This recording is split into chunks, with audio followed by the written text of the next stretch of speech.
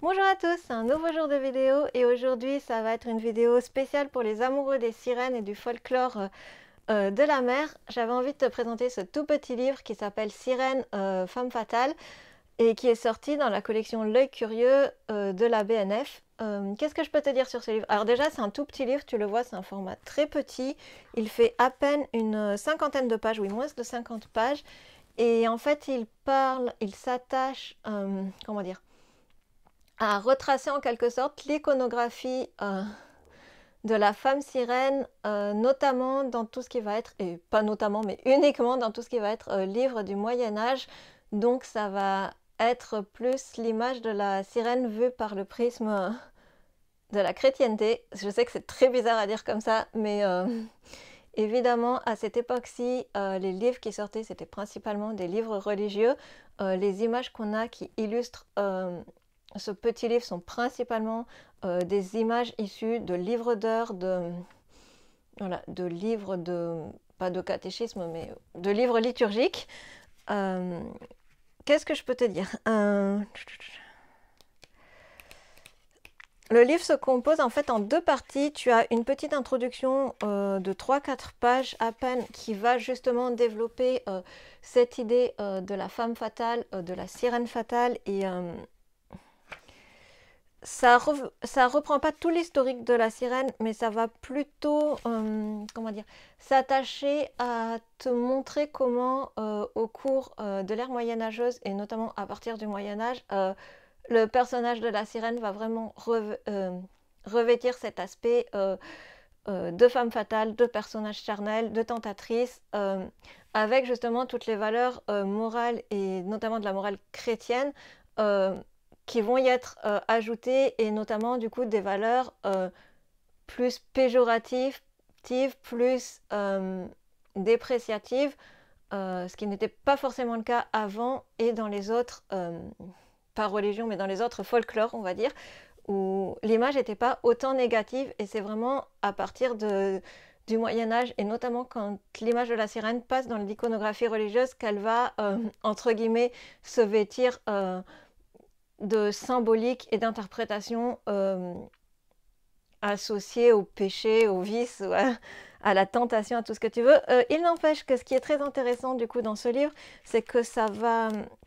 C'est en fait plus une monographie ou quelque chose comme ça qui va recenser un peu différentes images, différentes interprétations de l'image même et de la représentation même de la sirène dans ces livres du Moyen-Âge, dans ces enluminures, dans ces, voilà, dans ces rosaires, dans ces... tout ce que tu veux. Donc ce qui est intéressant du coup, c'est de voir l'évolution du personnage en lui-même, de voir comment souvent, du coup, dans ces livres, c'était justement les images étaient plus parlantes que les textes qui pouvaient entourer les images. Et là encore, on voit comment on est passé d'une femme poisson très habillée à une femme poisson très dénudée, de comment on est passé à peut-être des êtres, voilà, mi-ailés, mi-dragon, on ne sait pas trop, et comment de fil en aiguille la sirène va finalement trouver sa forme, pas finale, puisque c'est quand même un imaginaire qui évolue encore, mais voilà, comment elle n'a cessé d'inspirer les artistes, d'inspirer... Oui, parce qu'à l'époque moyenâgeuse, on va pas se mentir, les artistes étaient aussi et en partie les copistes, les moines copistes, les enlumineurs, voilà, les personnes qui rédigeaient les manuscrits, qui illustraient les manuscrits. Voilà. Donc je trouve que c'est assez intéressant pour les personnes qui sont fans du sujet de voir l'évolution de cette iconographie, de voir... on a à la fin quelques images plus modernes, et de voir comment justement c'est dans le Moyen-Âge que graphiquement, en tout cas, la sirène va prendre sa forme qu'on lui connaît plutôt bien aujourd'hui. Donc, visuellement, c'est un livre extrêmement riche et extrêmement intéressant. Ce qu'on peut lui reprocher, si tu es un grand amoureux des sirènes, c'est justement que tu trouveras certainement, comme moi, qu'il n'y a pas assez de texte. Tu aurais aimé que chaque illustration soit commentée, soit argumentée, soit pas justifier, mais pourquoi on nous présente cette illustration-là plus qu'une autre, qu'est-ce qu'elle apporte. C'est un travail intellectuel que tu vas devoir faire tout seul, puisque à la fin du livre, tu n'as que les crédits. Du style telle illustration est tirée de tel manuscrit et l'enluminure de tel livre d'heures, etc.